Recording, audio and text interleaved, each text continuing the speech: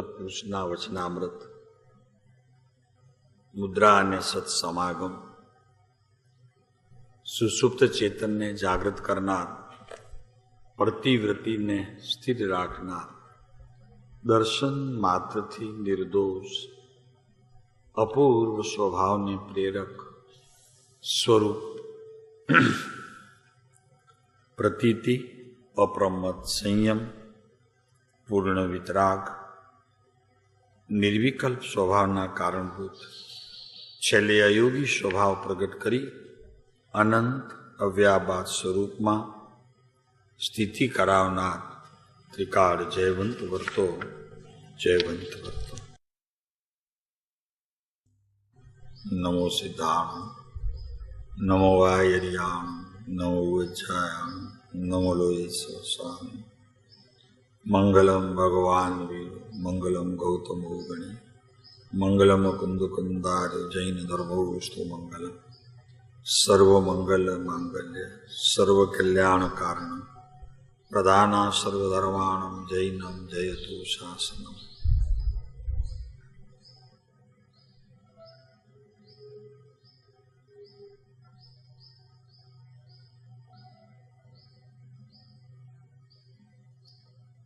મંગલમ ભગવાન વીરો, મહાદેવ્યા કુક્ષિરત્નમ. નમો વરિહંતાણ ચત્તારી લોગત્વા. આ બધા પદ ભક્તિ સ્વરૂપ છે અને એ એવી ઉત્કૃષ્ટ ભક્તિ છે કે જેમાં કસાયોનું અતિ મંદપણું થઈ જાય છે. કસાય અતિ મંદ હોય છે. જ્યારે ભગવાન પાસે આપણે ઊભા રહીએ તે જ સમયે કસાય અતિ મંદ હોય છે અને એ મંદ કસાયની સ્થિતિમાં જ્યારે ભક્તિ એની સાથે ભળે છે ત્યારે ઉત્કૃષ્ટ પુણ્યબંધનું કારણ થાય છે. એટલે આચાર્યો, ઉપાધ્યાયો અને મુનિઓ પણ તીર્થંકર પરમાત્માની પ્રતિમાના દર્શન, વંદન, ધ્યાન આદિ ઈચ્છા કરે છે અને એ ત્યાં સુધી ઈચ્છા રહે છે કે જ્યાં સુધી કેવળ જ્ઞાન પ્રાપ્ત ન થાય. એવો આત્માનો પોતાનો સર્વાંગે વિકાસ થયા પછી એને ત્યારે દેવગુરુ શાસ્ત્રની હવે પછી આવશ્યકતા નથી. પણ ત્યાં સુધી કે જ્યાં સુધી કેવળ જ્ઞાન પ્રાપ્ત થતું નથી ત્યાં સુધી તો એ દેવગુરુ શાસ્ત્રની ભક્તિ પણ ચાહે છે. એમની વંદના, એમનું સ્તવના, એમની પૂજા, એમની આરતી, એમનો મંગલ દીવો વગેરે ઉત્કૃષ્ટ લાભનું કારણ જોઈ રહ્યા છે. એક બીજી એની સાથે એ પણ વાત છે કે પોતાની દેહની સ્થિતિ પ્રમાણ તપ પણ કરે છે. સાવ ભૂલી જવા જેવું કંઈક આપણે અત્યારે તપને કરી લીધું છે કે તપ તો થાય જ નહીં અને કંઈક એવા ભાવથી પણ આપણે કંઈક એવા ભરાઈ ગયા છીએ અંદરથી કાંતિભાઈ કે અહીંયા તપ માટે તો કંઈ કહેવાતું જ નથી, તો તપની શું જરૂર છે? એવું નથી પ્રભુ. પોતાની શક્તિ અનુસાર તપ કરવું એ કહેવાય છે. ઘણી વખત, એક વખત નહીં, ઘણી વખત કહેવાય છે. તો તપનો અર્થ એમ છે કે ઉપવાસ એવું નથી. તપનો અર્થ એ છે કે આજે આપણી મનગમતી વસ્તુનો ત્યાગ કરવો, એનું નામ પણ તપ છે. અથવા આજે મારે 4 જ વસ્તુ વાપરવી છે એ પણ એક પ્રકારનો તપ છે. કેમ કે નિયમ જ્યાં હોય ત્યાં તપ સંભવે છે. એમ જય ધવલાની અંદર કીધું છે કે નિયમ તે તપનો બીજો પ્રકાર છે. પણ આપણે તો નિયમથી એ કંઈક છેટા રહી ગયા છીએ. રોજ સવારના આવો નિયમ લેવાવાળો અત્યારે જૈન દર્શનમાં મોટો વર્ગ છે. એને આપણે નીંદીએ છીએ કે એ વળી શું, એમાં શું છે વળી પાછું, આત્માને યાદ કરો ને. પણ ભાઈ આત્મા મલિન અવસ્થામાં અત્યારે રાગાદી અને મોહાદીથી એવો આચ્છાદિત થઈ ગયો છે કે એને યાદ કરીએ એથી કાંઈ વળે નહીં. પણ એની શુદ્ધિકરણ માટે મારે કાંઈ પણ પુરુષાર્થ ન કરવો, પ્રયત્ન ન કરવો, એ વળી કયો ધર્મ છે? એવું થાય. માટે યથાશક્તિ ત્યાગરૂપ ભાવના અને એ ત્યાગરૂપ તપ પણ કરવા જેવું છે. અરે બીજું કાંઈ નહીં તો આજે હું ક્રોધ નહીં કરું, ગમે તેવો પ્રસંગ આવશે તો ક્રોધ નહીં કરું, આજે માન નહીં ભોગવું, આજે લોભ કસાય ઉપર મારે વિજય મેળવવું છે. અને માયા તો 3 કાળમાં દુઃખ સ્વરૂપ છે એમ શાસ્ત્રોમાં કથન છે. તો છળ, કપટ, ખોટું બોલવું, માયા કરવી, કોકને છેતરવા, એવું તો જીવનભર નહીં કરું. તો આ બધો પ્રકાર કર્મને અનુસરનારો છે. જેટલો અજ્ઞાન ભાવ છે, જેટલું મિથ્યાત્વ છે, તો એની સામે સમ્યક્ત્વ તપ તો નથી, પણ નિર્ણયરૂપ તપની પણ વાત આપણે જો નથી કરતા અને જો ત્યાગની વાત નથી કરતા તો એ કર્મ નિકાચિતથી જરી ઓછા બંધ સ્વરૂપ દશાને તે સમયનું જ્ઞાન પામે છે. એમાંથી છૂટવાનો આરો બહુ પુરુષાર્થ કરીને તે છૂટી શકાય છે. નિબંધ પ્રકારનો બંધ પડે અને વિશેષ ક્યારે આર્ત્ર અને રૌદ્ર ધ્યાનના પ્રકારથી આપણે કોઈ કાર્ય કરી લઈએ તો એનાથી નિકાચિત કર્મનો પણ બંધ પડે, જે ભોગવવું પડે. અને તે ભોગવતી સમયે ભગવાનની સ્મૃતિ થવી મિથ્યા દૃષ્ટિને મહા અઘરી પડે છે. એટલા માટે આ પશ્ચાતાપ એની મુખ્યતા છે. તરત જ થયેલી ભૂલનો પશ્ચાતાપ તરત જ કરી લેવો. એટલે કૃપાળુદેવે લીધું કે સફળ થયેલા વખતને માટે આનંદ માનો કે ઓહો, આજે મારા આખા દિવસ દરમિયાન કોઈ એવું કૃત્ય મારાથી થયું નહીં કે મને દુઃખનું કારણ થાય અને બીજા જીવને પણ દુઃખનું કારણ થાય. એવું આજે કોઈ કાર્ય મારાથી થયું નહીં, તો એનો આનંદ માનો અને બીજા દિવસ એવો જ જાય એની તૈયારી કરો. અને કદાચ એવું ન થયું હોય તો નિષ્ફળ થયેલા દિવસ માટે પશ્ચાતાપ કરજો. છે ને કૃપાળુદેવના બધા બોલશે 700 મહાનીતિમાં.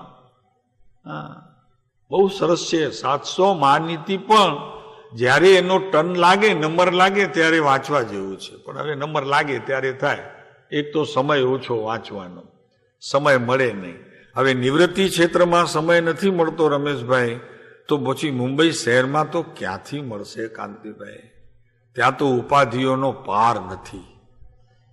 રોજ પહેલા તો ઉઠીને આજે સાદડી ક્યાં છે એ જોવી.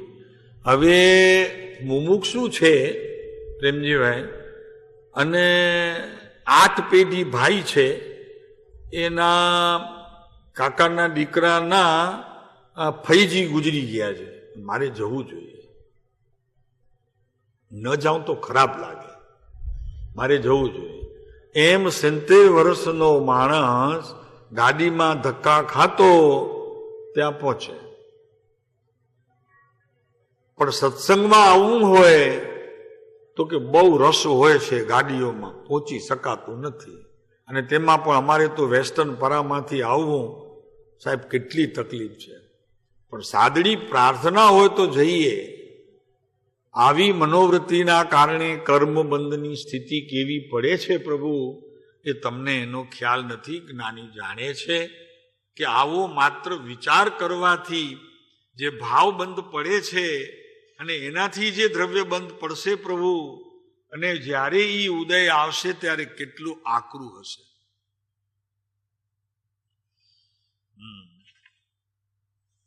પશ્ચાતાપ કરી નિષ્ફળતા વિસ્મૃત કરજો અને ફરી એવું ન થાય તેની પ્રતિજ્ઞા લેજો. આપણે કાલે જોઈ રહ્યા છીએ હતા કે પોતાની વિશે ઉત્પન્ન થયો હોય એવો મહિમા યોગ્ય ગુણ, તેથી ઉત્કર્ષ પામવું ઘટતું નથી. બહુ રાજી ન થવું. ઓહો, આજે શું મને વિચાર આવ્યો. જ્ઞાન સંબંધીનો કઈ આજે તો ગજબ વિચાર ચાલ્યો. નહીં પ્રભુ, એની ઉત્કર્ષતા રહેવા દે. પણ અલ્પ ડોસ જોઈ અને પશ્ચાતાપમાં રહેજે. ગુણ તો ગુણ છે, ગુણનો ધર્મ છે કે એનો ખજાનો લઈને આવે, એમાં તું એટલો શું રાજી થાય છે? તો પહેલા ગુણ પ્રગટ્યો તારામાં, એની જે તારી પુરુષાર્થની તે સમયની સ્થિતિ હતી એને વારે વારે યાદ કર. પ્રગટ્યો એને હું યાદ કરે છે. રૂપિયા કરોડ આવ્યા ત્યારે મીઠા લાગ્યા એવું નહીં, પણ તે સમયનો, આ કરોડ મેળવા સમયનો જેટલો પુરુષાર્થ મેં કર્યો એ પુરુષાર્થનો જય હો. હા, એમ અહીંયા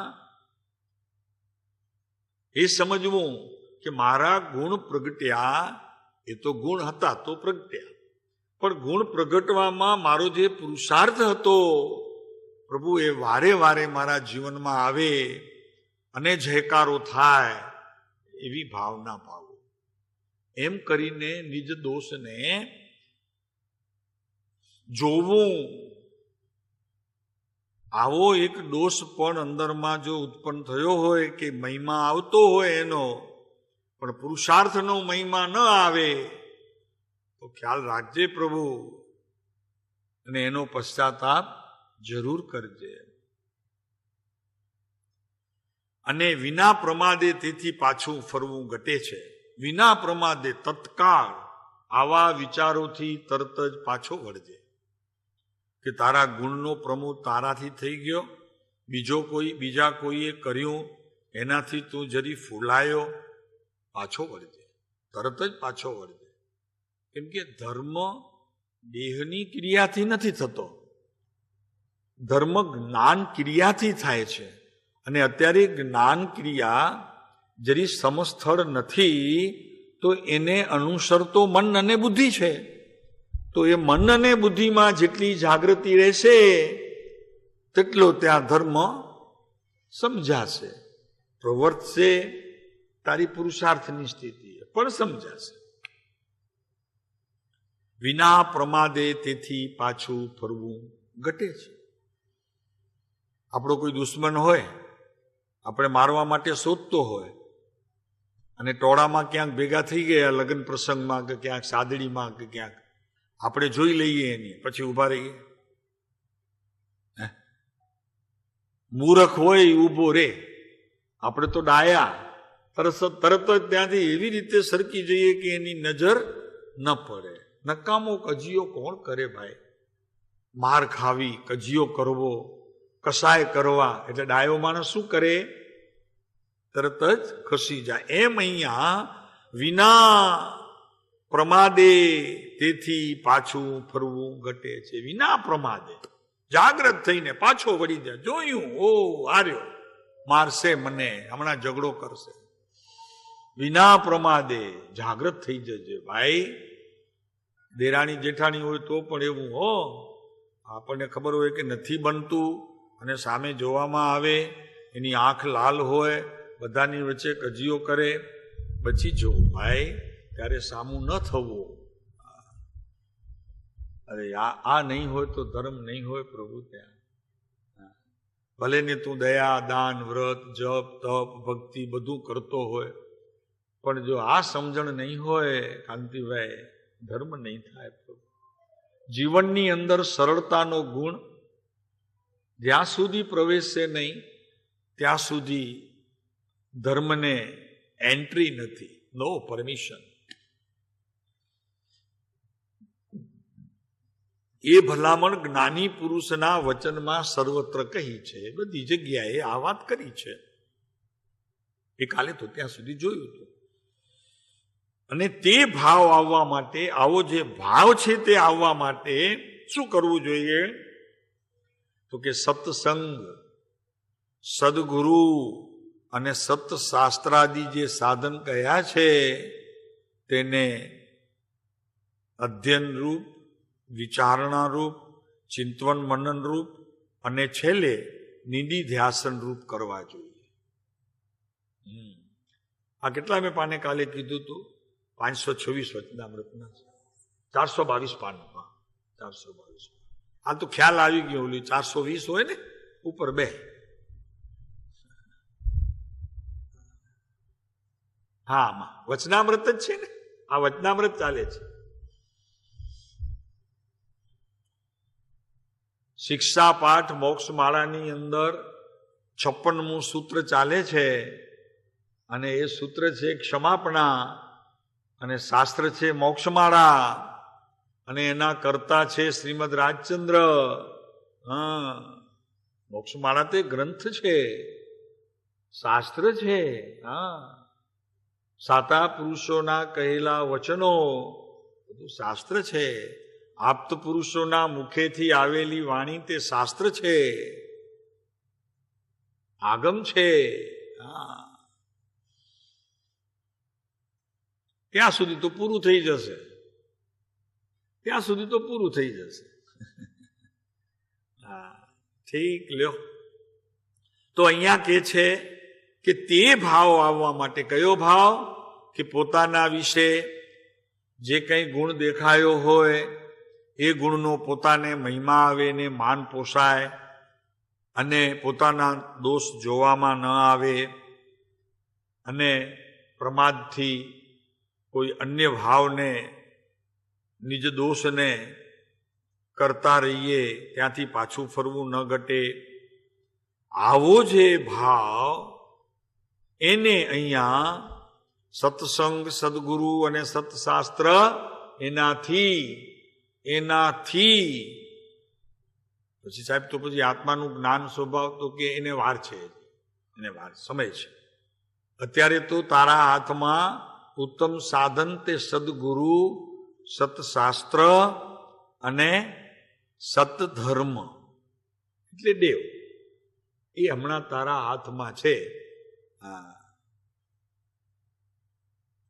જે અનન્ય નિમિત્ત છે. ઓલી વાત જવા દેજે. હમણાં નિમિત્ત કાંઈ ન કરે એ વાત જવા દેજે. એ તારા અત્યારે ખપનું નથી. એ તો આત્માની સ્થિતિ ઊભી થાય, તું ધ્યાનમાં હોય, કસાયો મંદ પડે અને સરળતાનો ગુણ પ્રગટે, મધ્યસ્થ ભાવપણે તારે પરિણમવાનું થાય, આત્માને મેળવવાની જિજ્ઞાસા ઊભી થાય, સંસારનો બધો પ્રકાર મંદપણાને પામે, આવું થાય ત્યારે તું નિમિત્તને કહેજે કે ભાઈ તારું કામ હમણાં હવે નથી, પણ ત્યાં સુધી તું નિમિત્તને જવા દઈશ એનું જ્ઞાન રાખજે કે આ કરશે કાંઈ નહીં, પણ જવા દઈશ તો દુઃખી થઈશ. જ્ઞાન રાખજે કે ભાઈ આનાથી મારું કામ નહીં થાય, પણ એ જ્ઞાન ઊંડું નહીં લઈ જતો, નહીતર હેરાન થઈશ. એને ઊંડું નહીં લઈ જતો. ઊંડા લઈ જવા માટે તારે થોડી સમયની રાહ જોવી પડશે. અત્યારે બસ તો કે ના, આ મને કામમાં નહીં થાય, પણ હમણાં કામ આવશે. મારા અપરાધ ક્ષય થઈ, હું તે સર્વ પાપથી મુક્ત થાઉં, એમાં કામ આવશે. એમાં એ કામ આવશે. એટલે તો કૃપાળુ દેવે એક જગ્યાએ કીધું કે પૂર્વકર્મ નથી એમ ગણી પ્રત્યેક ધર્મ સેવ્યા જવો. એનો અર્થ કે વર્તમાન છે ને તારા હાથમાં, અને વર્તમાન જ્ઞાનના સમયની સ્થિતિમાં તું બીજાને ભેળવે તો ભળે ને, નહીતર તો એકલું નર્યું જ્ઞાન છે. બીજું તો ભેળવે તો ત્યાં તારું ચાલી શકે. હવે પૂર્વકર્મ બળવાનો હોય એને ઉદયની સ્થિતિને તું નહીં ટાળી શકે, પણ વર્તમાન જે તારું જ્ઞાન છે એની સાથે તું રહીને જે પ્રકારે કરવા ઈચ્છે છે તે પ્રકારે કરી શકીશ. ભળવું હોય તો ભળીએ શકીશ, અને છૂટા રહેવું હોય પરભાવ સાથે, પરદ્રવ્ય સાથે તો છૂટું બી રહી શકીશ. એ તારા હાથમાં છે. અને પછી કૃપાળુદેવ કહે છે કે તેમ છતાં પૂર્વ કર્મ જો નડે તો મારા કોઈ ભાગને વાંચી જા. એટલે એનો અર્થ કે આત્માના પ્રદેશોથી આવેલી લૂછાઈને આવેલી વાણી, આત્માના પ્રદેશોને લૂછાઈને આવેલી જે વાણી એને વાંચી જો તો સમાધાન થશે. લૂછાઈ શબ્દ વાપર્યો છે. હા, પોતે લખે છે કૃપાળુદેવ કે અમે જે કંઈ આ વાણી લખીએ છીએ તે આત્માના પ્રદેશોથી લૂછાઈને આવે છે. લૂછાઈ નામ પહેલા ભીની થઈ, પછી એને ટુવાલથી સાફ કર્યું. જેમ શરીર તારું સાફ કરે ને એમ લૂછાઈને આવે. લૂછાઈને આવે એટલે ચોખ્ખી થઈને આવે. અરે શું વાત કરવી એ પુરુષની પ્રભુ. શાસ્ત્રમાં જે વાતો નથી તે વાતો ઊભી રહી અને પંડિતો એનો વિરોધ કરે. ભાઈ તને ખબર નથી પ્રભુ, તારી પંડિતાઈ કામ ન આવે. હા, જ્ઞાની ધર્માત્માઓ પાસે તારી પંડિતાઈ કામ ન આવે. હા, તું શાસ્ત્ર શોધતો રહીશ એના કરતા તું અંતર સંશોધન કર ને શોધ તો મળશે, શાસ્ત્રમાં નહીં મળે. હા, તારે જ્ઞાનીને આ વાક્ય સત્ય છે કે જૂઠ એ શોધવું હોય તો તારા અંતર મનોમંથન કર, ત્યાં જઈને શોધ તો એ સત્યની ખાતરી થશે. બાકી શાસ્ત્ર શોધિત તો નહીં મળે, કેમ કે શાસ્ત્ર તો જુદા જુદા જુદા જુદા આચાર્યોએ એને બહાર પાડ્યું છે. તો એ તો મતિ જ્ઞાનનો વિષય છે, તો મતિ જ્ઞાનના ભેદના વિષયમાં ફેર પડે. એમની વાત છે તો એમને ન કરી હોય, કંઈક જુદી રીતે કરી હોય. તારા જ્ઞાનની મતિ ત્યાં સુધી ન પહોંચે તો તને દોષ દેખાય, પણ એમ નથી પ્રભુ. શબ્દોના ફેરમાં ભાવ ફેર ન હોય. હા, ઉત્તમ છે આચાર્યોની વાત, પણ આ પુરુષ પણ આચાર્યોથી કાંઈ ઉતરતો ન સમજવો. કદાચ કોઈને એમ લાગે કે બહારની દીક્ષા નહોતી, હા, એમ ન સમજવો. કેમ કે બહિરંગ સ્થિતિએ દશા જોવાથી જીવ ઠગાય છે. ઠગાય છે ને? હા, પણ અંતરંગ સ્થિતિએ જોનારની સંખ્યા અલ્પ હોય છે. થોડા જ જાણી શકે, પછી ઠગાવાના તો પ્રશ્ન જ નથી એમને. તો જે અનન્ય નિમિત્ત છે. અને હવે અહીંયા પશ્ચાતાપ શું છે? તો કે પશ્ચાતાપ ઈ છે કે પોતાના પર્યાયમાં ઉત્પન્ન થયેલો એવો જે વિભાવિક ભાવ, પોતાની વર્તમાન પર્યાયમાં ઊભો થયેલો એવો જે વિભાવ ભાવ, તેને ક્ષયના કાર્યમાં લઈ જવું. આ ક્ષય થાય એના કાર્યમાં લઈ જવું. તો શું કરવું? તો કે અંતર સન્મુખ ઉપયોગ તરફ દ્રષ્ટિને લઈ જવું. હજી અનુભવ નથી તો પણ આટલી વિધિ થઈ શકશે. જેવો તને આત્મા ગમવા માંડશે તો વિભાવની ક્રિયા ક્ષય થતી જોવામાં આવશે. જેને અહીંયા ઉપસમ સમ્યક્ત્વની પ્રથમ ક્રિયાનો પ્રથમ પ્રકાર કયો છે. આ પ્રયોગ છે કે જેવો પોતાના વિભાવ ભાવોની અંદર આજે ક્ષયાદિક જે ભાવ છે તેને ભાવના રૂપ કરવી. તો ભાવના રૂપ કેવી રીતે થાય? તો કે ભાવના રૂપ એવી રીતે થાય કે ઉદય કઠણ આવ્યો, અત્યારે આર્ત્ર અને રૌદ્ર ધ્યાનનો વિશેષ પ્રકાર અને એમાં વિભાવ ભાવની ઉત્પત્તિ. તો શું કરવું તે સમયે? તો કે ભાવ તો આવ્યો વિભાવનો કાંતિભાઈ, ત્યારે ભાવના, આત્માની ભાવના, તો એ ભાવના ત્યારે હાજર કરવી. ભાવના નામ એકાગ્રતા.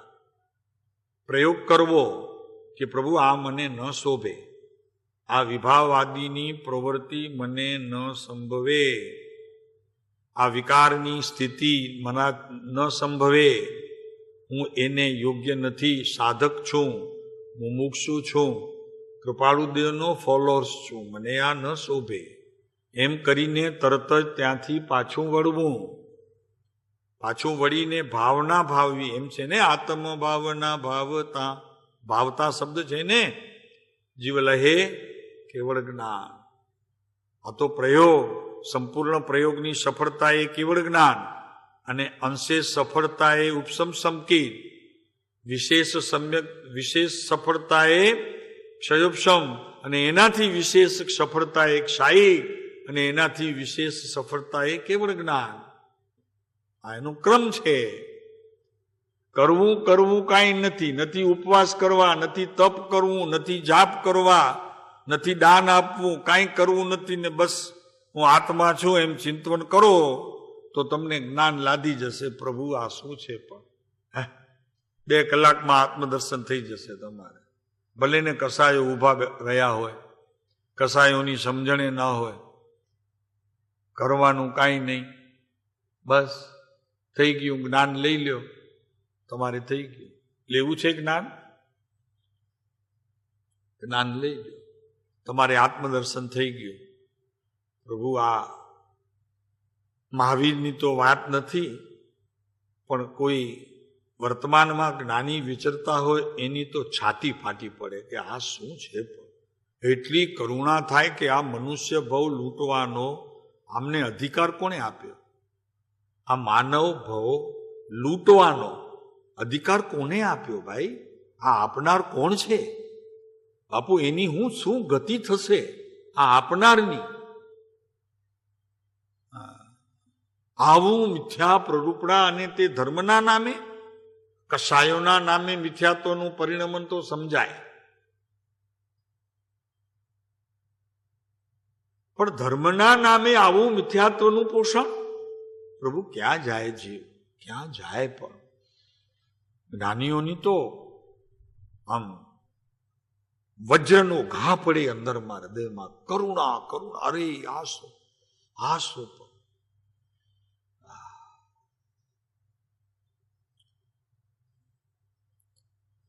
તો અહીંયા કહે છે કે પોતાના વિભાવ ભાવોમાં ક્ષય આદિ ભાવનાઓનું રહેવું, આ ભાવનાને રાખવું, આવી ભાવનાને રાખવું તે સમયે,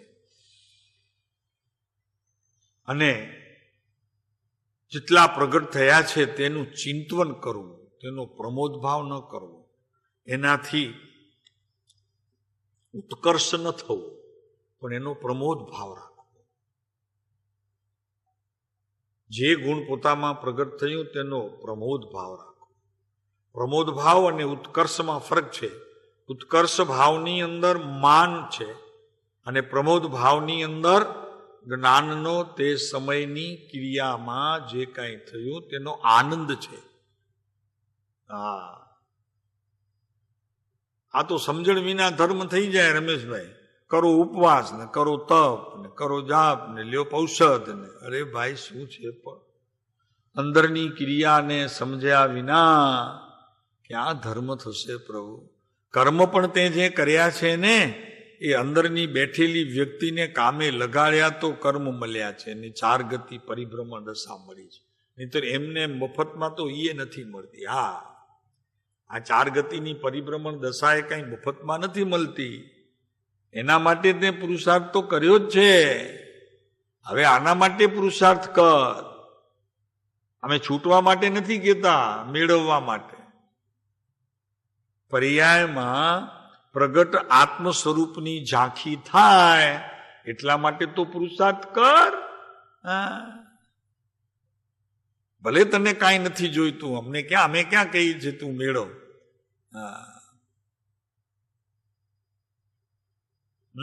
ભાવનામાં રહેવું અને નિજ ગુણોનું ચિંતન કરવું.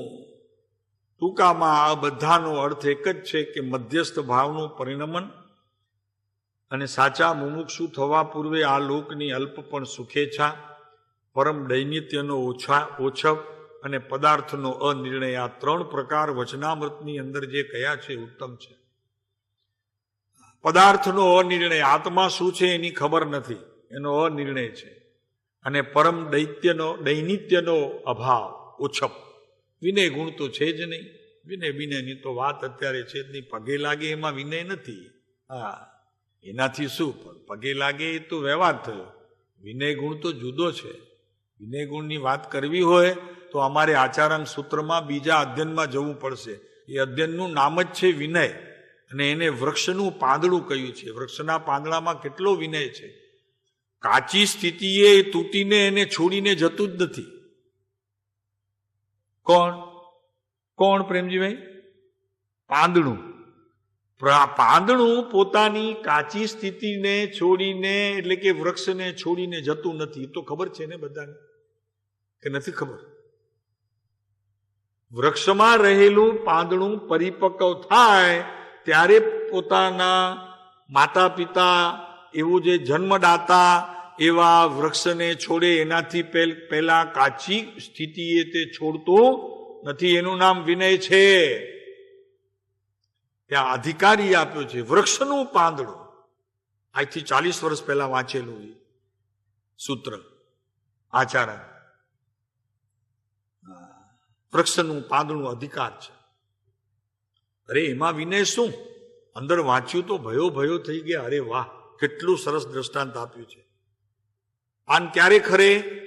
પીળું થાય, એની સ્થિતિ પૂરી થાય ત્યારે ખરે. કાચી સ્થિતિએ ન છોડે. પણ અત્યારે તો જરી કંઈક થોડુંક સમજાણું આપણને, ગુરુને છોડી દીધા. અવિનય સમજાણું. પાંદડું નથી છોડતું, તે છોડી દીધા. અવિનય છે. વિનય ગુણ એટલે પગે લાગવું એ વિનય નથી.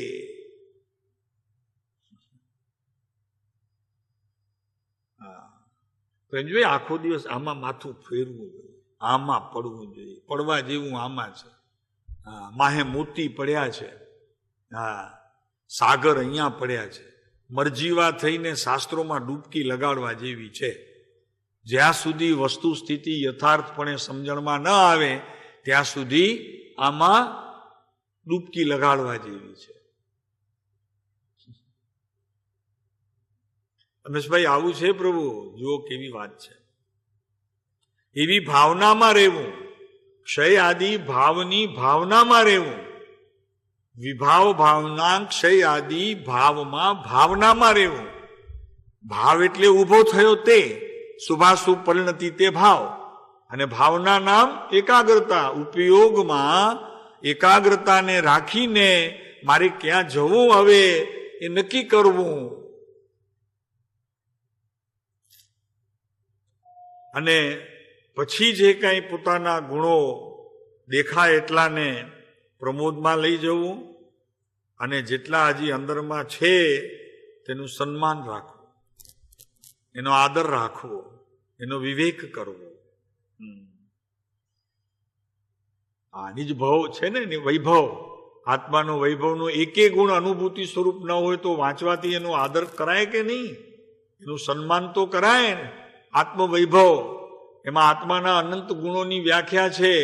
તો ભલે પ્રગટ નથી તો પણ એનો વૈભવ તો કરાય કે નહીં? અને એનો મહિમા તો આવે કે નહીં? ના આવે. ભલે ને આપણા માટે હીરાનો સેટ ન બનાવ્યો હોય, પણ 10 લાખનું કોઈકના ઘરે આપણે જોઈએ, 25 લાખનું જોઈએ, 50 લાખનું હીરાનું આખું નેકલેસ, તો મહિમા આવે કે ના આવે? કે ના આવે? અરે જ્ઞાની હોય તો એનો મહિમા કરે, અને જ્ઞાની હોય ને એનો મહિમા ન કરે તો એને પોતાના આત્માનો મહિમા નથી. વસ્તુનો મહિમા તો આવવો જોઈએ, પણ એ મહિમાના પ્રકારમાં ફેર હોય છે. મહિમા કરે કે આ તો કાળમીટ પથ્થર છે, એનો શું મહિમા કરવો? તે જ સમયે એ મહિમાને લઈને પોતાના આત્માનો મહિમા એને સ્મૃતિમાં આવે છે. તો પૂદગલ પણ પોતાના આત્માની સ્મૃતિ માટે ઉત્તમ નિમિત્ત બને છે. કૃપાળુદેવને બન્યું હતું ને, ટાટાના મહેલમાં અમદાવાદ ગયા, ટાટાએ બધું બતાવ્યું ત્યારે પોતે હતા આપણા શું નામ, જમશેદજી. જમશેદજી હતા, પોતે લઈ ગયા હતા કૃપાળુદેવને. જ્ઞાની હતા, એને ખ્યાલ આવ્યો તો કે પગલા કરાવો. ખૂબ સન્માન, ખૂબ આદર, ખૂબ માન આપ્યું. પણ એ જોઈને કૃપાળુદેવને શું ખ્યાલ આવ્યો? આને ભોગવશે કોણ? જુઓ કેવું જ્ઞાનીની દ્રષ્ટિ પૂદગલને જોઈને પણ આત્મલક્ષી થઈ જાય છે, અને અજ્ઞાની આવા પૂદગલના ખેલ જોઈને અહો થઈ જાય છે. નિમિત્તને કઈ તરફ વાળવું એ તો પોતા ઉપર છે. નિમિત્ત કાંઈ નથી કરતું એ વાત સાચી છે, પણ એને કઈ તરફ લઈ જવું તો જ્ઞાન તો મારું તે સમયે સામર્થ્ય છે કે નહીં, કે નથી?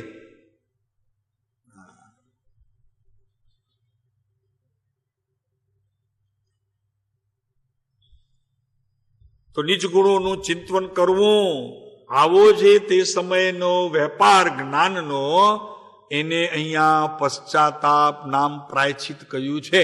તેને અહીંયા પ્રતિક્રમણ કહેવામાં આવે છે. ક્યાં સાહેબ, અમે તો બેઠા પ્રતિક્રમણ, ભગવાન ઓલી થવણી રાખી, થવણી ઉપર નાનું આટલું ગુરુનું પુસ્તક મૂક્યું, અને બેઠા પ્રતિક્રમણ કરવા. કઈ જગ્યા જરા પૂંજી ઓલા ઓગાથી કઈ સાફ કરી, મુપત્તિ બાંધીને, મુપત્તિ વાળા ન હોય તો મુપત્તિ ન બાંધે, અને જરી થોડીક જગ્યા સાફ કરી, 3 ખમાસણા આપ્યા. સ્થાપનાને સ્થપાયેલો છે અંદરમાં, એની ખબર વિના ઓલાને આપ્યા. શું પ્રભુ તારા પ્રતિક્રમણ ને શું તારા સામાયિક પ્રભુ! અનંતવાર આવા સાધનથી, એનાથી અઘરા સાધન તું કરી ચૂક્યો છે. આ તો કાંઈ નથી. અહીંયા તમને કહેવાય છે, ત્યાં શું છે? અહીંયા સામે જોતા રહ્યો, અહીંયા બસ મજા પડશે. શું ખબર પડે ભાઈ તને? ઓહો, બદલાઈ ગયું, બધું બદલાઈ ગયું. 2531 વર્ષ થયા, એમાં તો આખું મહાવીરની વાત ને કાલે કીધું તું, વારે ઘડીએ કહેવાનું મન થાય ભાઈ, તે છીકે ચડાવી દીધું મહાવીરને તો.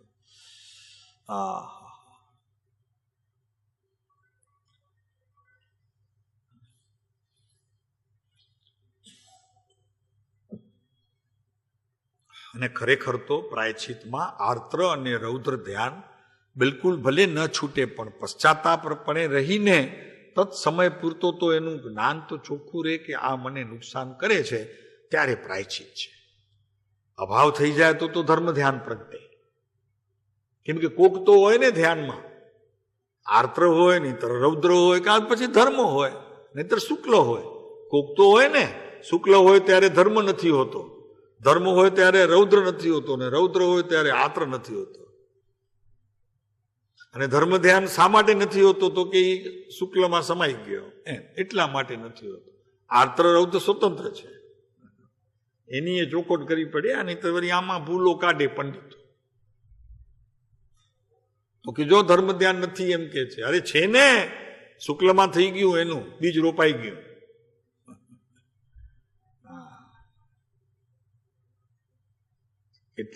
કેટલીક છણાવટો એવી હોય કે ન કરીએ ને તો પ્રશ્નાર્થ રહી જાય, અને એ પ્રશ્નાર્થના પછી પંડિતો છે ને એ મનગમતો અર્થ કરે. એમ એટલા માટે ખુલાસો કરવો સારો. કરતા જઈએ છીએ છતાં ક્યાંક રહી જતું હોય તો ભલે ને માને, આપણને શું ફેર પડે છે? એને જે માનવું હોય તે માને. આપણે કઈ એમના સર્ટિફિકેટના ભૂખ્યા થોડા જ છીએ. સર્ટિફિકેટ આ પુરુષ આપે ઘણું છે આપણને, બસ, બીજા એની જરૂર છે.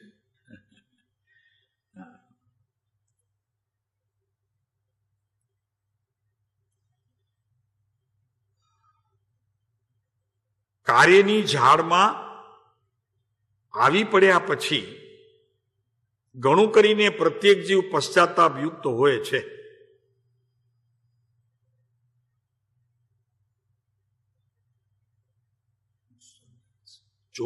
પચીસમાં વર્ષમાં છે આ પત્ર. 280 લગભગ 280 પેજ નંબર 280. કાર્યની ઝાડમાં આવી પડ્યા પછી, 279 પાકો, એક ઓછો, પાકું 279 પાકું, એકદમ પાકું. કાર્યની ઝાડમાં આવી પડ્યા પછી જુઓ કેટલામો પત્ર છે? 200 કેટલામું વર્ષ છે? 24મું વર્ષ. કાર્યની ઝાડમાં એ ઝાડ છે. કરવું કરવું કરવું કરવું એ ઝાડ છે. ઠરવું ઠરવું ઠરવું ઠરવું એ શાંતતા છે. અને કરવું કરવું કરવું કરવું એ ઝાડ છે કરોડિયાની. એક કરી બીજું, બીજું કરી ત્રીજું, ત્રીજું કરી ચોથું. આ કરવાની ઝાડમાંથી નીકળતું નથી. કરની કી ધરની મેં મહામોહ રાજા બસે, બનારસીદાસ કહે છે. કરની હૈ નિશ્ચિત બુરી હૈ, કરની નિશ્ચિત બુરી હૈ. આ કરવું કરવું કરવું કરવું એનું બુરું છે, એમ આવે છે બનારસીદાસમાં દુઓ છે. તો કાર્યની ઝાડમાં આવી પડ્યા પછી ઘણું કરીને પ્રત્યેક જીવ પશ્ચાતાપ યુક્ત હોય છે. એક કરી લીધું, હવે શું કરવું? તો કે બીજું, બીજું કરી લીધું સામાયિક, હવે શું? ત્રીજું પ્રતિક્રમણ, હવે શું? તો કે દેરાસર જઈએ, હવે શું? ચૈતવંદન, હવે શું? એમ હવે શું હવે શું હવે શું બંધ થતું નથી. એટલે કાર્યની ઝાડ કહી. કાર્યને ઝાડની ઉપમા. જેમ કરોડિયો પોતાની જ ઝાડમાં લાડમાં પોતે જ ફસાતો જાય, એમ અહીંયા કરવા વાળો જીવ પોતે જ ફસાતો જાય. આ કરવાનું જુદું હો, અને હમણાં અમે કહીએ છીએ એ કરવાનું જુદું છે. ઓલામાં ફસાવાનું છે, આમાં ફસાવાનું નથી. આ તો જાગૃતિપૂર્વક છે. હા, પ્રત્યેક જીવ પશ્ચાતાપ યુક્ત હોય છે. ઘણું કરીને પ્રત્યેક જીવ પશ્ચાતાપ પૂર્વક હોય છે. બધાને લગભગ પશ્ચાવો થયા જ કરે. શું કાંઈ કર્યું ફળ તો દેખાયું નહીં, તો પશ્ચાતાપ રહ્યા કરે. કાર્યનું કે જે કાંઈ કર્યું ફળ તો દેખાયું નહીં. સામાયિક કર્યું એનું ફળ દેખાયું નહીં. પ્રતિક્રમણ કર્યું એનું ફળ દેખાયું નહીં. ઔષધમાં બેઠા તો ફળ કાંઈ દેખાયું નહીં. ઉપવાસ કર્યો તો ફળ કાંઈ આવ્યું નહીં. આવ્યું તરત જ મળી ગઈ. કાંઈ આનંદ આવ્યો આખા દિવસના ઉપવાસ કર્યો તો? કાંઈ નહીં. ઔષધમાં બેસા તો આનંદ આવ્યો? તો કે હા જરી આનંદ આવ્યો, પણ ફળ શું? તો કે એ ખબર નથી. આનંદ આવ્યો. કેવો આનંદ આવ્યો? શુભ રાગ યુક્ત આનંદ. શુભ રાગ.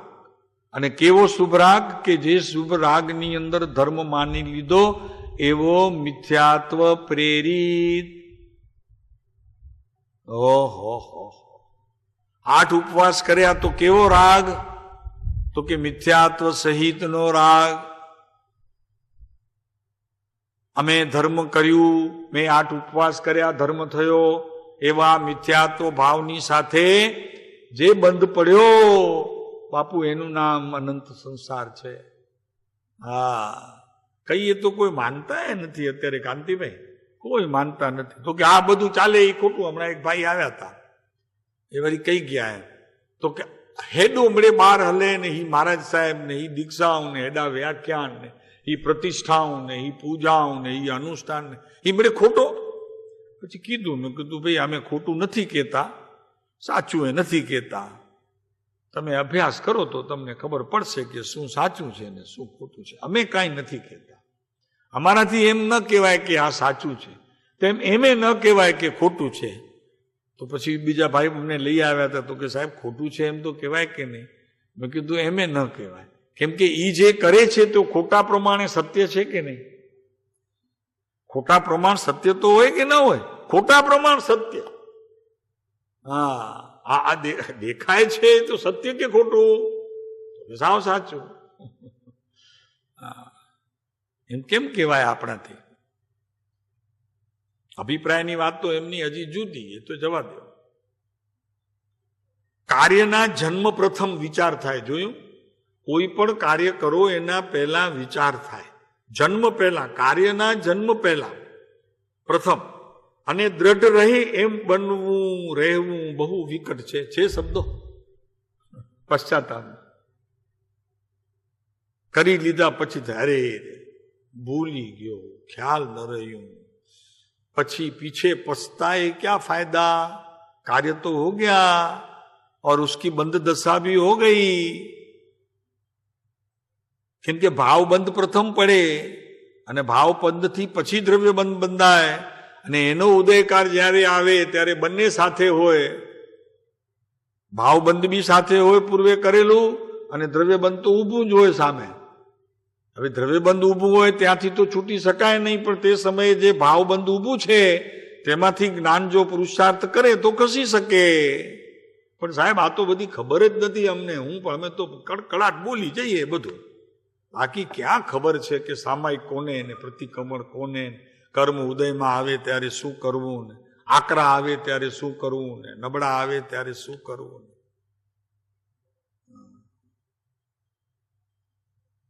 કોને પડી છે કોને રમેશભાઈ? કોને નથી પડી? કાંઈ પડી નથી. ચાલે છે, જન્મ્યા ધર્મમાં, કુળ અને જાતિ પ્રમાણે કર્યો ધર્મ, માન્યું, ધર્મ થયો ને પછી છેલ્લે સૂતા પથારીમાં. બસ થઈ ગઈ વાત પૂરી. રામ બોલો ભાઈ રામ. આવ્યો મનુષ્ય ભાવ મળ્યો, તારા હાથની વાત ન રહી પ્રભુ, ગયું બધું. ખંખેરીને હાથ ખાલી જવું છે. શું છે? ખંખેરીને હાથ ખાલી ચાવું છે, ઓચિંતા ચાલી. ક્યાં ચાલીને જાય? કોક મૂકી આવે. પોતે હું જાય શમશાનમાં? જે પોતે જાય ચાલીને એ જ્ઞાની, કોક મૂકી આવે એ અજ્ઞાની. જ્ઞાનીઓ પોતે ચાલીને સંસારમાં જાય, અરે શમશાનમાં જાય છે. જ્ઞાનીઓની ઓળખ છે. એક અજ્ઞાનીને પછી ખબર પડી, એકદમ ભારી થઈ ગયો તો, ભારી ઉપડે નહીં. એને એમ થયું કે આટલું વજન મારામાં કેમ થઈ ગયું. પછી જ્યારે શ્વાસ ગયો ને ત્યારે ખબર પડી, પાણીમાંથી ઉપર બોડી આવી ગઈ તો કે આ તો બધો શ્વાસનો વજન હતો. શ્વાસ લેતો હતો ને એનો વજન હતો, ત્યાં સુધી તરતો નહોતો. પણ જેવો શ્વાસ ગયો, પ્રાણ ગયા, તો ઉપર આવી ગયો, પાણીની ઉપર તરતો. તો એને એમ લાગ્યું, એને જ્ઞાન લાધી ગયું. તો કે ઓહો, આ જે કાંઈ બોજો હતો એ બધો પ્રાણનો હતો, શ્વાસનો બધો બોજો હતો. કાંતિભાઈ એ ચાલ્યો ગયો તો આવી ગયો ઉપર બોડી તરત જ. પૂતગલનું વજન જ નથી. પણ માટી છે ને, વજન ના હોય તો આ 4 જણા ઉપડતું નથી. એ તો એમને બોજો લાગે છે, એવા પ્રકારના ભાવથી તે બોજારૂપ લાગે છે. શું સમજાણું નહીં કાંઈ? કેમ કે દરેક વસ્તુ પોતાની ક્રિયાના ભાવ સંબંધી એની સાથે મેળ છે. તમને એમ લાગે કે હલકું છે તો હલકું, તમને એમ લાગે ભારી છે તો ભારી, તમને એમ લાગે ઠીક છે તો ઠીક. એવો નિયમ છે તમારા સ્વભાવમાં, એવો નિયમ છે કે વસ્તુને જેવી માનો તેવું પરિણામ થાય, અને જેવું પરિણામ થાય તેવું તમે માનો. બસ આ વાત છે. આ સમજણ વગર ધર્મ થઈ જશે બાપુ, ક્યાં થશે ધર્મ? કાર્યના જન્મ પ્રથમ વિચાર થાય અને દ્રઢ રહે, એમ રહેવું બહુ વિકટ છે. 254 પત્ર વાંચી જવું. મુમુક્ષુ થવાની રીત, આ લોકની અલ્પપણ ઈચ્છા, એ તો ઠીક છે, પણ એમાં વચલો બોલ બહુ સરસ. પરમ દૈનિત્યની ઓછાઈ, વિનય ગુણનો અભાવ. વિનય ગુણનો અભાવ હોય ત્યાં સુધી પદાર્થનો નિર્ણય સાચો ન થાય. પદાર્થનામ આત્મા, બીજા ભલે 6 દ્રવ્ય એમાં આવી ગયા, પણ એમ નહીં. આત્માનો નિર્ણય તો 6 દ્રવ્યનો નિર્ણય આવી જ ગયો એમાં. કેમ કે આ જ્ઞેય રૂપ છે, આ મારા જ્ઞેય રૂપ છે, અને જ્ઞેય રૂપમાં પરદ્રવ્ય મને જણાય છે, એનો દોષ નથી. એને દોષી ન ગણવું. આ મને દેખાય છે, મને બંધના કારણ છે, એમ ન ગણવું, એમ કે છે. હા, સ્વજ્ઞેયની અંદર પરજ્ઞેય જણાય છે, એ કાંઈ ખરેખર દોષ નથી. પણ પરજ્ઞેયની નિકટતા દેખીને અને જીવ જ્યારે આ મારું દ્રવ્ય છે એવી જે આ મિથ્યા માન્યતા કરે છે, ત્યાં જરૂર ચેતવા જેવું છે. ત્યાં તો જરૂર ચેતવા જેવું છે. હા, કેમ કે એ તારી ભ્રમણા છે, એ તારી ભ્રમણા છે. અરે તારણ સ્વામીએ તો ત્યાં સુધી કીધું એમાં કે ભ્રમણા તો છે, પણ તું હરામજાદો છે. ઓહો, બાપ રે, હાવું કહી દે આપણને, તું હરામજાદો છે. તમારી વાત યાદ આવી.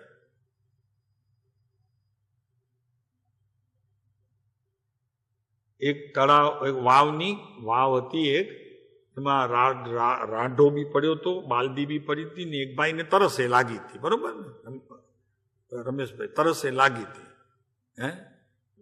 હા, તરસે લાગી. 3 જણ તો પછી થયા, પહેલા તો એક હતો. એ આવ્યો ને બેઠો જોયા કરે બાળધીને ને પેલો રસ્સી પડી હતી એને ને પાણીને અંદર બધું જોયા કરે, બેઠો રહ્યો. ત્યાં બીજો આવ્યો, એને તરસ લાગી હતી, એ મારો બેટો પાણીને જોયા કરે, રસાને જોયા કરે, બાલદીને જોયા કરે. બોલો એક બેઠું હતું તો એની બાજુમાં એ બેસી ગયો. આ પછી ત્રીજો આવ્યો તો એ પણ એને જોયું, પાણી પીવું હતું, એને તરસ લાગી હતી, એને પણ જોયું કે આ બેઠા છે બે, પાણી પીવા જ બેઠા હશે, કારણ કે બીજું તો કઈ હતું નહીં, ત્યાં કૂવો જ હતો. તો કાંતિભાઈ એ આવીને બેસી ગયો, પાણી જોયું, રસો જોયો, બાલદી જોઈ, એ આવીને બેસી ગયો. પછી એક ચોથો માણસ આવ્યો, એને તરસ લાગી હતી. તો એને તો શું કર્યું, આ ત્રણ બેઠા હતા, એને તરફ તો જોયું ને, પણ તરસ લાગી હતી, સાધન બધા હાજર હતા, પાણી હતું, બાલદી હતી, રસો હતો, સેચવાની ઘરોડી હતી, બધું હતું. તો એને નાખ્યું, પ્રયોગ કરીને નાખ્યું, બાલદી ભરાઈ, ઉપર આવ્યો, પાણી પી લીધું અને જતો હતો.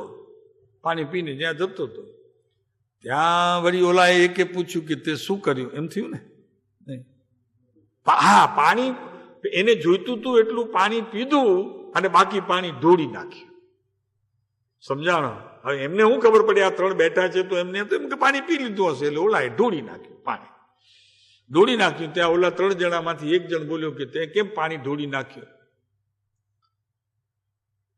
તો પછી શું થયું? હરામજાદો કે હું હરામજાદો છું, તો કે હું પીર જાદો છું. બીજો પહેલો બેઠો તો કે હું કે નૂર જાદો છું. એક કે હું પીર જાદો છું, બીજો કે હું નૂર જાદો છું, ને ત્રીજાએ શું કીધું? હીર જાદો. હા, કે ત્રણેયના નામ કે તો કે હું હરામ જાદો છું, હું પી લઉં બાકી ઢોળી દઉં,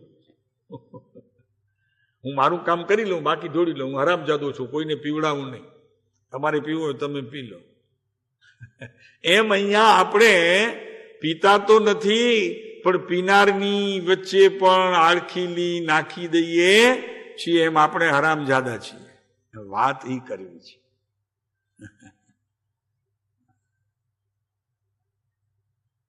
કઈક એવા લાકડા નાખી દઈએ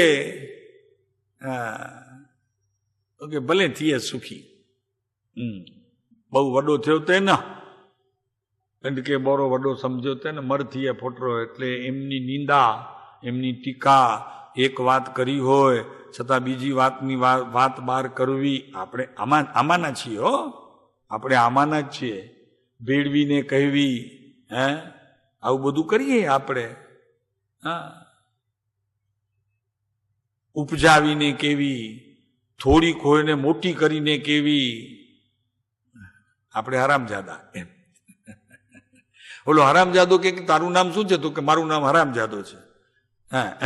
હરામજાદો એટલા માટે કે હું પી લઉં, બીજાને આપું નહીં, ઢોળી નાખું પણ આપું નહીં. શું છે બાપરે, ગજબ કરે છે માણસો દુનિયામાં.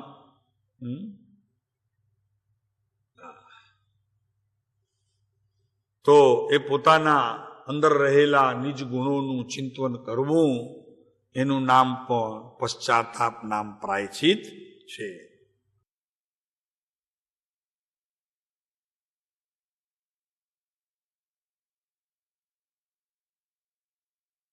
એક ભાવ છે, એક પાઠ છે કૃપાળુદેવનો, શિક્ષા પાઠ 40માં પાઠ જ છે, જેનું નામ પ્રતિક્રમણ છે કે શું છે? લગભગ પ્રતિક્રમણ. 40મો પાઠ શિક્ષા પ્રતિક્રમણ જ છે.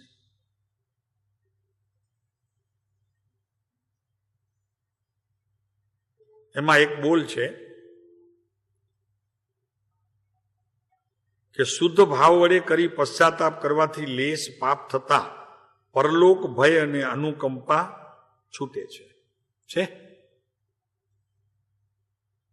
શુદ્ધ ભાવ વડે કરી પશ્ચાતાપ કરવાથી, હવે શુદ્ધ ભાવ એટલે અહીંયા સમ્યક દ્રષ્ટિ જીવની વાત છે, કેમ કે શુદ્ધ ભાવ સમ્યક દ્રષ્ટિ ધર્માત્મા સિવાય કોઈને હોતો નથી. તો એવા જે સમ્યક દ્રષ્ટિ ધર્માત્માઓ છે એ પશ્ચાતાપ જ્યારે કરે ત્યારે શું હોય? તો કે ત્યારે લેશ પાપ થતા પરલોક ભય અને અનુકંપા છૂટે છે. અંદરથી એવી અનુકંપા છૂટે અને પરલોકનો જે ભય એમાં જે જણાય એના પ્રત્યેની જે અનુકંપા છૂટે, પ્રભુ કર્મ બળીને ખાખ થઈ જાય.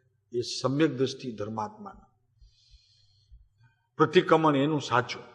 અહીંયા મૂળ વાત કરવી છે, એજન્ડા પ્રતિક્રમણનું છે ને, પણ એમનું પ્રાયશ્ચિત એવું હોય, મુનિઓનું એટલે કે સમ્યક દ્રષ્ટિ ધર્માત્માનું એવું પ્રાયશ્ચિત હોય કે બધું એ પ્રાયશ્ચિતમાં તો એવું અંદરમાં અનુકંપા એવી અનુકંપા છૂટે કે એમાંથી પરલોક સંબંધીનો જે ભય છે એનો નાશ થઈ જાય. એવી અનુકંપા છૂટે. પોતાના આત્મામાંથી એવા ગુણોનું ચિંતન થાય કે એ પરલોક ભય અને અનુકંપા, એ વાત બે કરી, પણ પરલોક ભય છૂટી ગયો. શેનાથી છૂટ્યો? તો કે અંદરથી અનુકંપાનો ધોધ વયો, એનાથી આ આખો ભય છૂટી ગયો. એ એક વાત કરે છે. આત્મા કોમળ થાય છે. એનાથી આત્મામાં શું થયું? કોમળતા પ્રગટી, લઘુભાવ થયો, અને લઘુભાવથી પ્રભુતા પ્રગટી. અને એ પ્રભુતા એ શું કાર્ય કર્યું? તો કે આત્મા કોમળ થઈ ગયો. એવો કોમળ થઈ ગયો ગજરાજના તાળવા જેવો. ગજરાજનો તાળવો જોયો છે? આથી આમ એટલું બધું કડક, એની ચામડી આટલી બધી બહારની જાડી, પણ એનો તાળવો જુઓ તો એકદમ કોમળ. હા, ઘાસની વચમાં કોઈ નાનું કાંઈ કાંકરું આવી ગયું હોય ને તો લોહી નીકળે એને તરત. એટલે તો ગજસ કુમારનું નામ પડ્યું હતું. ગજસ કુમારનું આખું શરીર એ ગજરાજના તાળવા જેવું હતું, એટલે નામ એમનું પડ્યું ગજસ કુમાર. કૃષ્ણ મહારાજાના ભત્રીજા થાય, ભાઈના દીકરા થાય. આ હું ખબર સાહેબ, અમને તો કાંઈ ખબર નહોતી આ બધી. ગજસ કુમારનું નામ એટલે પડ્યું હતું અહીંયા હાથીના. હા, તાળવું એનું એવું હોય, એકદમ આમ નરમ મુલાયમ અને એકદમ આમ રૂપાળું, એવી ચામડીઓ, અંદરની નસો દેખાય.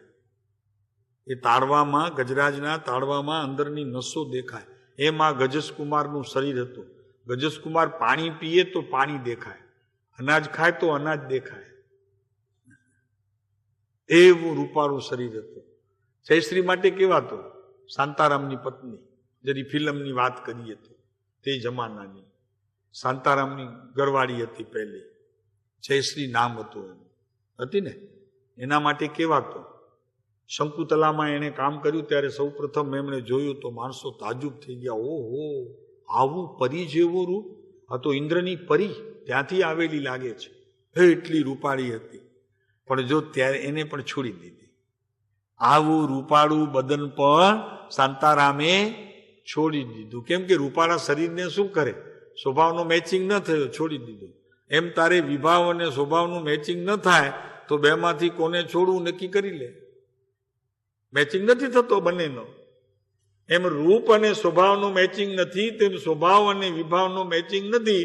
કોને પકડવું નક્કી કર, બાકીને છોડી દે.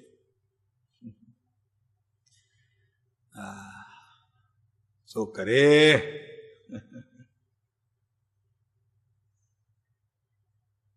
ત્યાગવા યોગ્ય વસ્તુનો વિવેક આવતો જાય છે. સમ્યક દ્રષ્ટિ ધર્માત્માને જેનો ત્યાગ કરવો છે એનો વિવેક આવે છે. તો એ વિવેકમાં શું આવે પ્રેમજીભાઈ? વસ્તુનો ત્યાગ ના આવે, વસ્તુ પ્રત્યેનો મમત્વ ભાવ, એનો પોતાની પર્યાયમાં ત્યાગ, એ વિવેક છે. વસ્તુ તો પોતામાં છે નહીં, કોઈ પણ બહિરંગ વસ્તુ પોતામાં છે નહીં. માનેલી હતી ભ્રાંતિ, એ તો ગઈ. સમ્યક દર્શન થયું તો ભ્રમણા તૂટી, એટલે તો જ્ઞાની કહેવાય હતું. ત્યાં શુદ્ધ નયનો વિષય આવ્યો, શુદ્ધ ભાવનો વિષય આવ્યો, નહીતર તો આવે નહીં. એટલે પરવસ્તુ તો પ્રવેશ થતી નહોતી. પણ પરવસ્તુ પ્રત્યેનો જે પોતાની પર્યાયમાં જે ભાવ જણાતો હતો એ ભાવ હવે ગયો, એટલે વિવેક પ્રત્યો. આ વિવેક પ્રજ્ઞા છીણી મૂકીને વિવેક પ્રગટી ગયો. જ્ઞાન જ્ઞાનમાં રહ્યું અને એ જ્ઞાન પરને જાણતું એ પરમાં રહ્યું. બસ વિવેક જ્ઞાન રહ્યું પણ પરને જાણતું જ્ઞાન પરમાં રહ્યું અને સ્વને જાણતું જ્ઞાન સ્વને પ્રગટ કરે. પરમાં જઈ રહેલું જ્ઞાન પરને પ્રગટ કરે, સ્વને પ્રગટ ન કરે, એ વિવેક છે. રમેશભાઈ, અહીંયા વાત બહુ મીઠી આવે, મજાની વાત આવે. અહીંયા બધી વાતો, આખું ક્ષેત્ર કયું છે ભાઈ, કોણ બેઠું છે જો ને અમારી પીઠમાં. મજા મજા પડી જાય. બહુ સુંદર.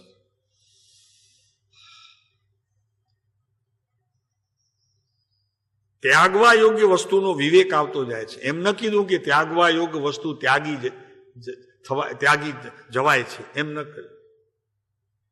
કૃપાળુદેવ પણ છે ને શબ્દોમાં માર ખાય એવા નથી.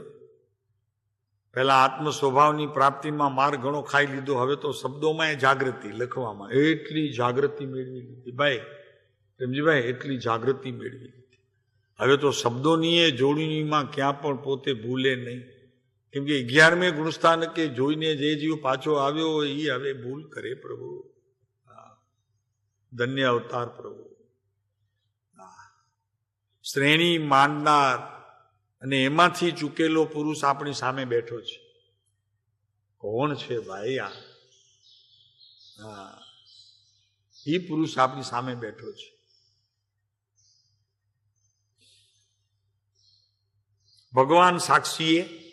ભગવાનની સાક્ષીએ અજ્ઞાન ઇત્યાદિ જે દોષ વિસ્મરણ થયા હોય તેનો પશ્ચાતાપ પણ તેમાં થઈ શકે છે. તો પશ્ચાતાપની ભૂમિ અને પશ્ચાતાપ થયા પછી ફળની ભૂમિ એક જ છે. ભૂમિમાં ફેર નથી. એ ક્ષેત્ર એક જ છે. પણ એ ક્ષેત્રને અનુભવના સમયે જ્ઞાની પોતાને મનગમતું અનુભવે છે અને બીજું જે કાંઈ અંદર પડ્યું છે તેને જવા દે છે. એ ક્ષેત્રમાં જેટલું મનગમતું છે એને માણી લે છે અને અણગમતું છે એને જવા દે છે. એનો અર્થ કે તે સમયે પર્યાયમાં કર્મની વિચિત્રતાઓ અનેક પ્રકારની પડી છે તેને જોતા નથી અને પોતાની જે મિલકત છે તેને માણે છે. ઓલા શેડાના ઝઘડા ન થાય, આ મારો શેડો છે ને ઓકે કે આ મારો શેડો છે, તમે મારા શેડામાં પ્રવેશ કર્યો છે ઓકે કે તમે મારા શેડામાં. કોર્ટમાં કેસ ચાલે ને એ લાંબા ચાલે, પણ શેડા તો અહીંયા છે, કોર્ટવાળો શું કરશે?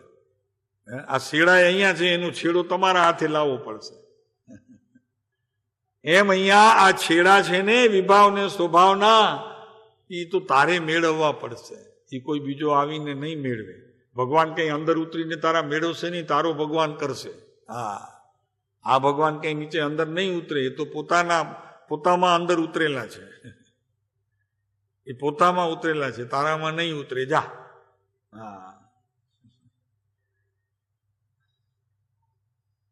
ભગવાન સાક્ષીએ, ભગવાનની તો સાક્ષી આપી આ કૃપાળુ. સાક્ષી ભગવાનની. જો તો સાક્ષી કેવો લાગે આ કોર્ટમાં લઈ આવ્યા. આ સંસારરૂપી કોર્ટમાં સાક્ષી કેવો લઈ આવ્યા, આપણે બોલી ન શકીએ.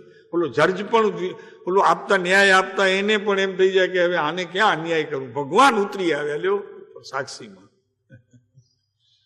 આત્મા ઉતરી આવ્યો આખો સાક્ષી આપવા પિંજરામાં. કબ હિક કાજી, કબ હુક પાજી, કબ હુક હુઆ અપ્રભાજી. આ અપ્રભાજી કે જેનો કેસ ઉપર કોઈ પ્રભાવ નથી છતાં સાક્ષી પૂરે છે. એમ અહીંયા આ ભગવાન સાક્ષી પૂરશે, એને કઈ લેવા દેવા નથી. પણ આ કહેશે કે નહીં આ બરોબર છે, આ મારા પક્ષમાં છે, એટલી સાક્ષી ભગવાન પૂરે. તો જે દોષ વિસ્મરણ થયા હોય તેનો પશ્ચાતાપ પણ થઈ શકે છે. પૂર્વે થયેલા દોષો જ્ઞાની આ રીતે મટાડી શકે છે.